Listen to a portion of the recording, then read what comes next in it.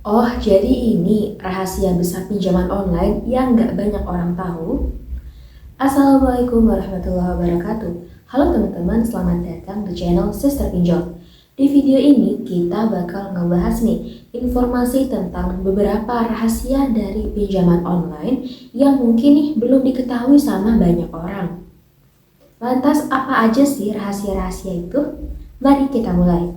Yang pertama, asuransi pada pinjaman online. Jadi teman-teman, pinjol itu mengasuransikan pinjaman atau aset yang telah dipinjamkan kepada pengguna atau nasabah. Jadi jika nasabah tuh gak dapat membayar utangnya, maka pihak asuransi ini bakal mengganti kerugian pinjaman online. Tapi walaupun begitu, syarat dan ketentuan berlaku untuk mengklaim asuransinya.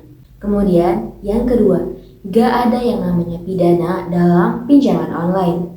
Jadi ya teman-teman, meskipun kalian itu punya utang yang banyak banget, sebanyak apapun, pengguna atau nasabah itu nggak bakal masuk ke penjara. Kenapa? Karena masalah pinjaman online atau hutang piutang itu masuknya ke ranah perdata. Tapi di luar sana itu masih banyak DC yang ngancem ke nasabah. Ketika galbay, mereka bakal bilang kalau datang nih dampingi sama pihak berwajib lah. Kemudian kalau kalian gak mau bayar bakal dituntut penggelapan uang pinjol lah. Kalian diancam dibawa ke kantor polisi dan lain sebagainya. Banyak banget ancaman-ancaman yang dilontarkan nih sama para DC.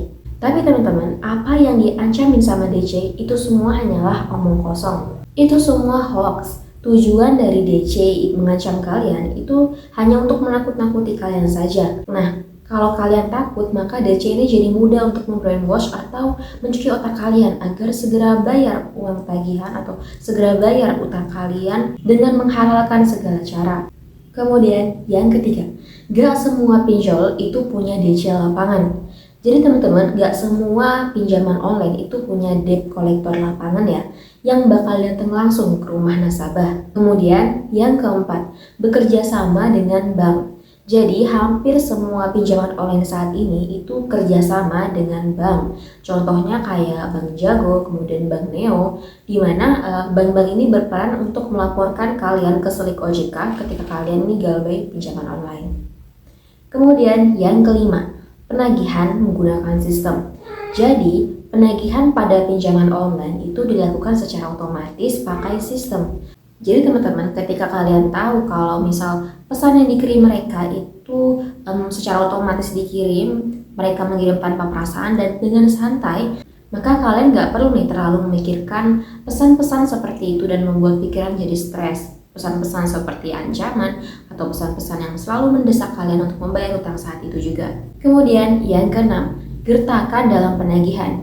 Jadi teman-teman, ancaman penagihan dari DC itu biasanya hanya gertakan belaka dan hal itu tuh nggak bakal benar-benar terjadi.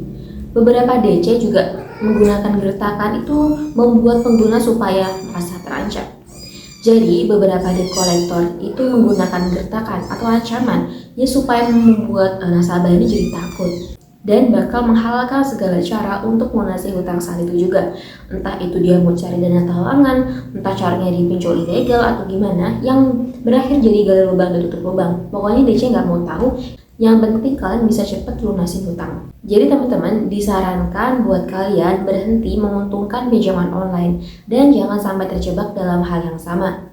Gunakan pinjaman online itu jika kalian memang benar-benar perlu, memang benar-benar butuh duit dan gak tahu mau pinjam kemana lagi.